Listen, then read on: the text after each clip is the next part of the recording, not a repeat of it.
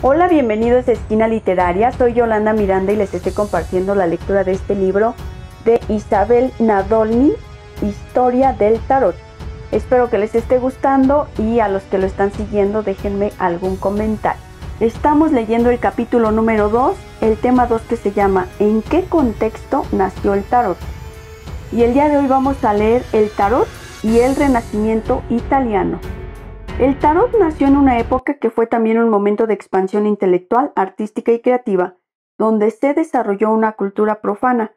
En Italia, en las ciudades del siglo XV, la Inquisición se está alejando y tendrá poca influencia, a diferencia de la que, por ejemplo, tendrá en España en el mismo periodo. Los juegos tienen todas las oportunidades para desarrollarse y, más concretamente, estos nuevos juegos de cartas que se han extendido por toda Europa como un reguero de pólvora. Esta cultura profana desarrolla lo que se llama humanismo, un movimiento intelectual orientado al estudio de las humanidades, el estudio crítico y la imitación de los autores clásicos como modelos. Es también una cultura que afirma la primacía del ser humano y una exaltación del mundo antiguo clásico y su cultura pagana. Dentro del movimiento humanista, los vínculos entre príncipes e intelectuales son fuertes. Los humanistas, maestros famosos, han transmitido sus conocimientos desde el siglo XV a las élites políticas que gobiernan las ciudades. La educación humanista se estableció definitivamente en Italia en los años 1430-1450.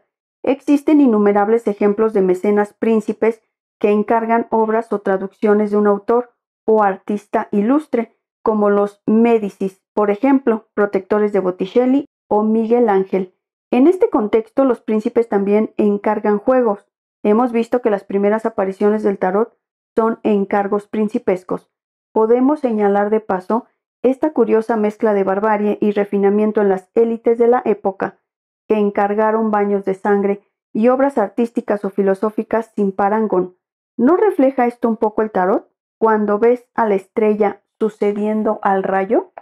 Por otra parte, los autores o artistas mencionados pueden escribir o producir obras utilizadas, entre otras cosas, para la educación de príncipes, porque una de las principales características del humanismo es la educación. Uno de los tratados educativos más importantes de Ingenuis Moribus et Liberalibus Studis Adolescenti, escrito en 1402-1403 por Pier Paolo Bergerio el Viejo.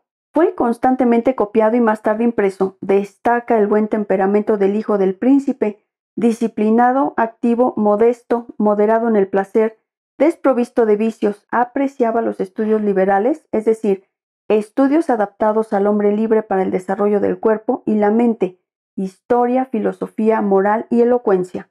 Continuando con el trivium, gramática, dialéctica, retórica, el quadrivium, geometría, aritmética, música, astronomía y finalmente las disciplinas profesionales, derecho, medicina, teología.